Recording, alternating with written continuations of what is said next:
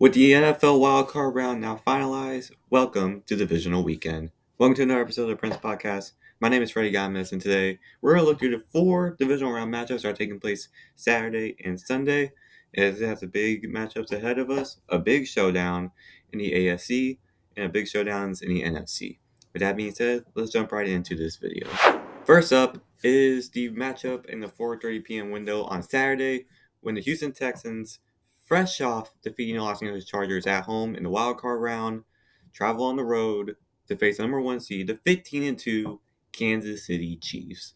Now, for Houston Texans, last week they defeated the Los Angeles Chargers 32-13 off an incredible performance by the Houston defense, getting four picks on Chargers quarterback Justin Herbert, including one of those picks being led to a pick six.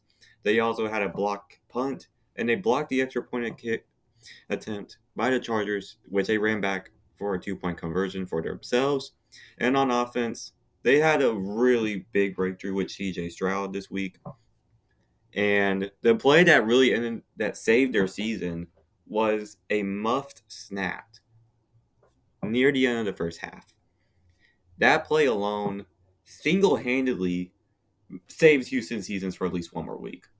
And with how CJ Stroud played after that snap, it showed that he's got it in him still. He just had a rough season. And for the defense, that was an incredible performance. And they're going to need to do that again, especially against the Kansas City Chiefs. Now, the Kansas City Chiefs this year, they've been the Chiefs. They've been dominating everybody. They're looking to make it a three-peat in the NFL, 3 Super Bowls in a row.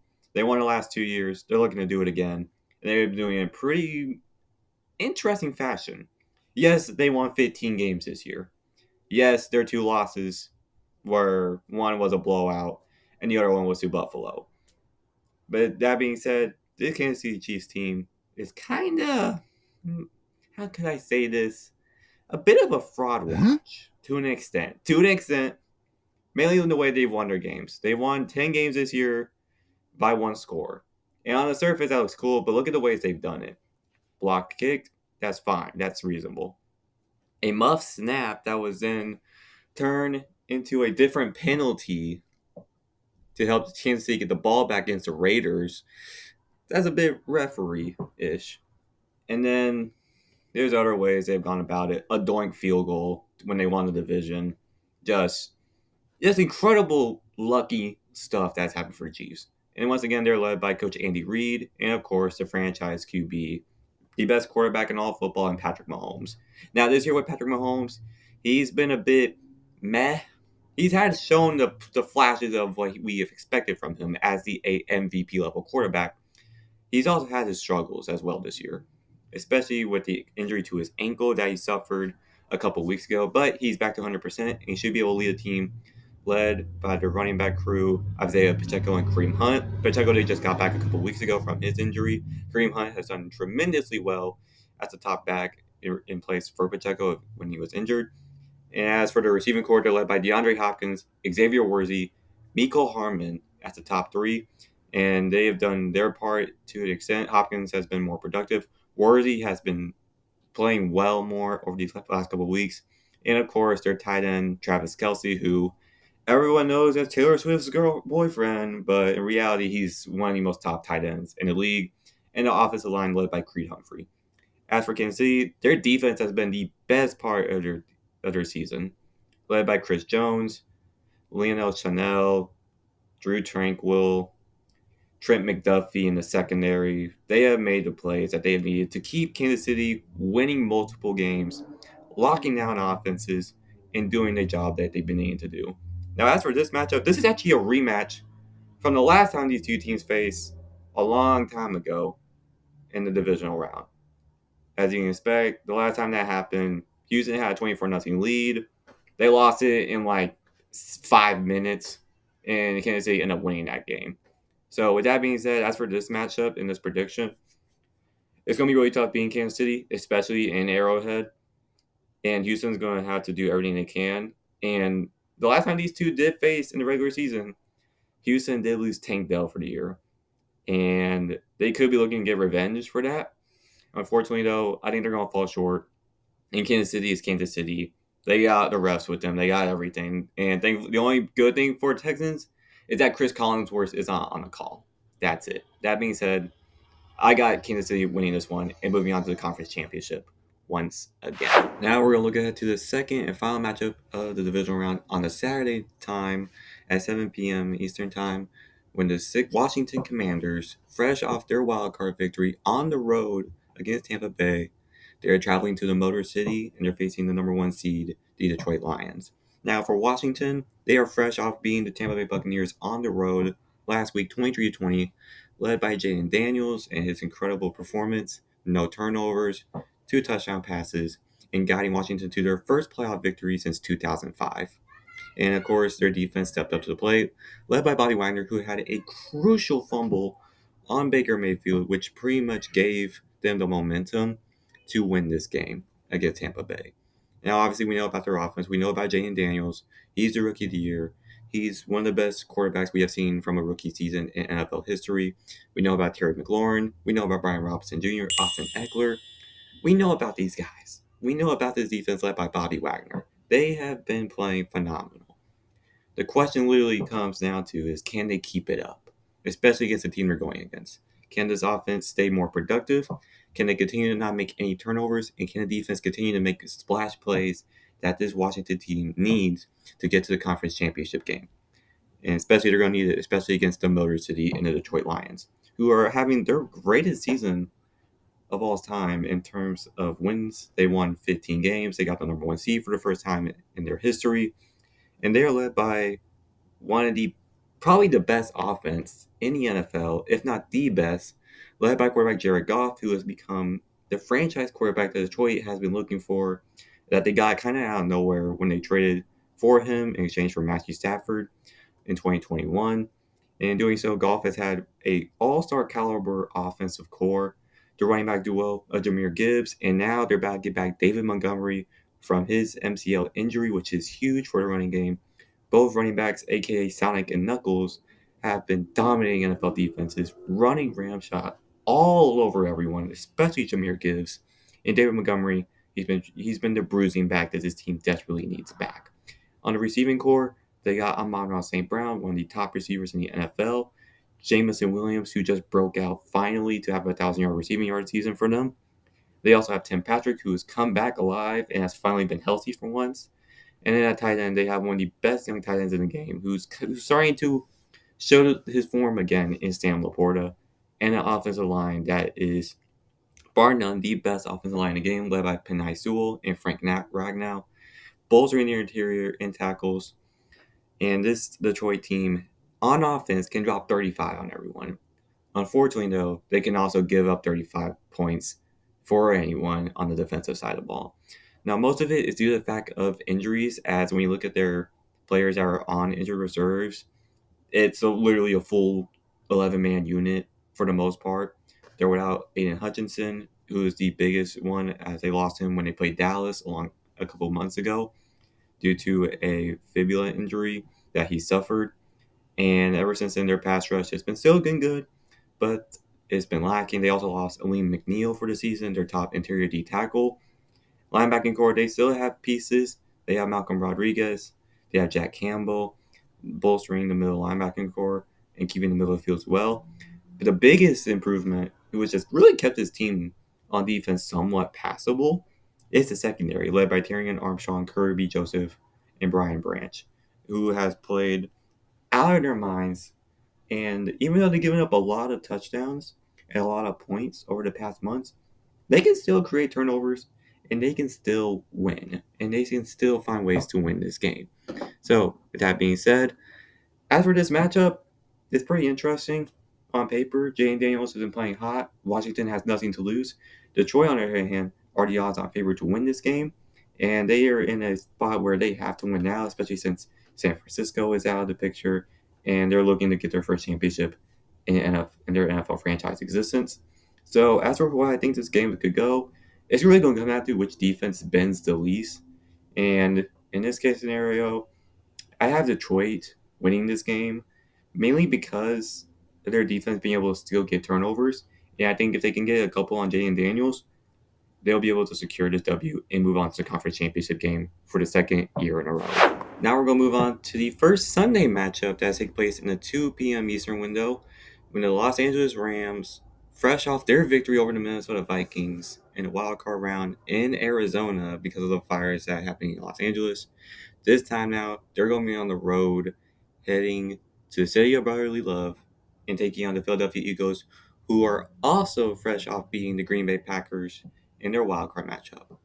Now we're going to talk about the Los Angeles Rams because they had a really big victory this past week when they beat the Minnesota Vikings on Monday Night Football 27-9, thanks in part to their defense. Now, when I say something about this Rams defense, they got 9 sacks on Sam Darnold. 9 sacks. They pretty much ate him alive. He also had a pick, and he did have a fumble that was recovered by Jared Verse and returned for a touchdown as well.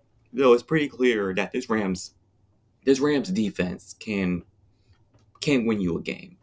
And it was the most dominant defensive performance I've seen in a playoff matchup, holding a Vikings team that won 14 games in the regular season to only 3 field goals throughout the entire 4 quarters.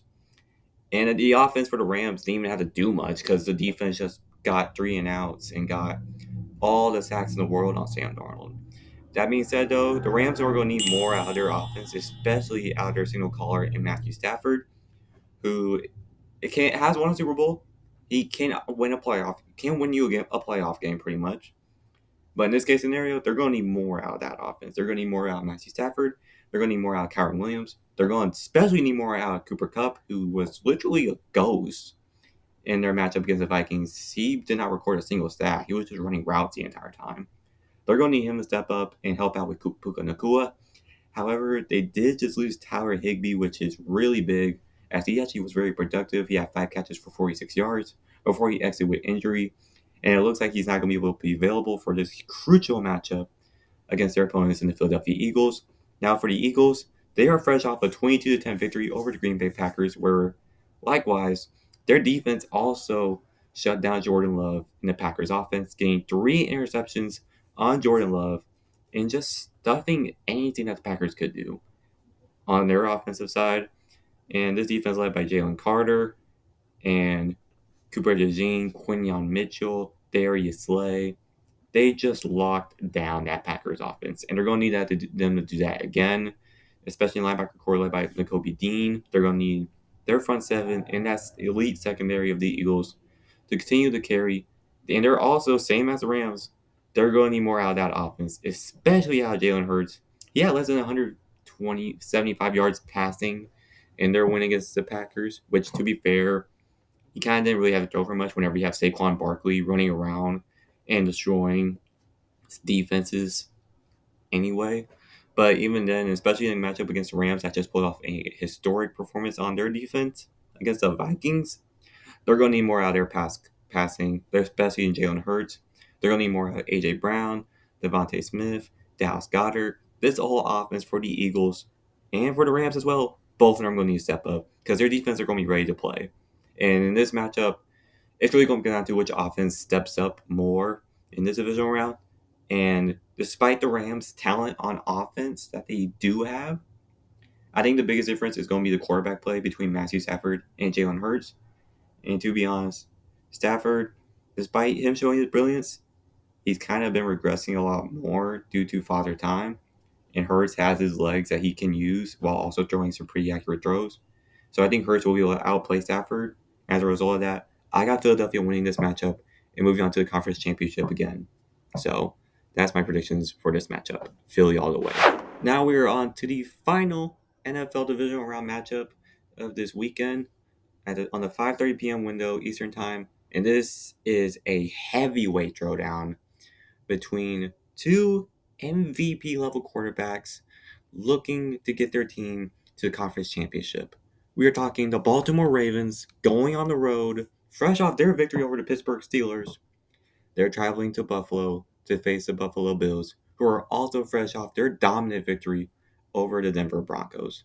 Now, before we give our predictions, let's take a look on the Baltimore Ravens offense and their team, which is fresh off a 28-14 dominant victory over the Pittsburgh Steelers.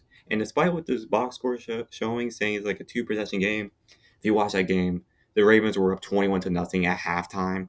It was over by the first quarter, realistically, and that's all that has to be said about that.